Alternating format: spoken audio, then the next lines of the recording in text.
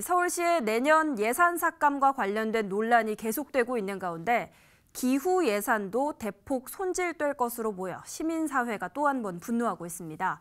무려 4천억 원이 넘는 예산이 깎일 것으로 전망되는데 오세훈 시장이 선을 넘었다는 비판까지 나오고 있습니다. 김대우 기자가 보도합니다. 협치 예산 삭감에 반대하며 자치구 민간협치 의장들이 모여 기자회견을 열고 마을자치센터 관계자들 역시 관련 예산을 줄이는 데 반발하며 지난달 목소리를 높였습니다.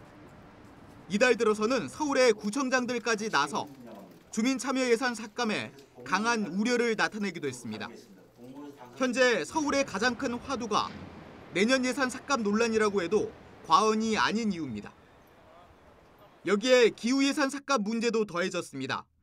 서울에서 활동하는 150개 넘는 단체가 공동으로 낸 성명서에는 기후위기에 대응하고 탄소 배출을 줄이는 데 쓰일 내년 예산에 대한 강한 우려가 담겼습니다. 관련 예산이 4천억 원 넘게 깎였다는 이유에서입니다. 이들은 서울시가 시의회에 제출한 내년 예산안을 살펴본 결과 서울시가 소유하고 있는 건물과 공공건물 등의 에너지를 절감하는 데 드는 예산은 물론 경유차 배출가스를 줄이는 데 드는 예산 등이 삭감됐다고 밝혔습니다. 또 도시공원 보상비와 하천 생태 복원 비용, 자전거와 관련된 예산 등도 대폭 줄었다며 내년 기후위기 관련 사업의 차질을 우려하고 있습니다. 사실은 이전 계획도 부족하다라고 늘려야 되고 더 나은 계획이 필요하다고 말을 해왔어요. 왜냐하면 서울시도 2030 온실가스 감축 40% 이렇게 정하고 있지만 사실 국제 기준에 미치지 못하고 또 국가적인 계획에도 지금은 미치지 못하는 수준입니다. 그래서 그것들을 더 상향시키고 더 많은 계획들을 세우라고 요구를 했지만 오히려 그거를 지킬 수 없는 수준으로 다시 돌아가고 있기 때문에 이게 문제고.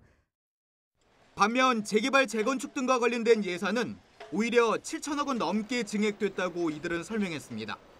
기후위기 시대에 탄소 배출을 줄이는 데 필요한 예산은 깎고 탄소 배출을 높이는 예산만 잔뜩 편성했다고 꼬집었습니다.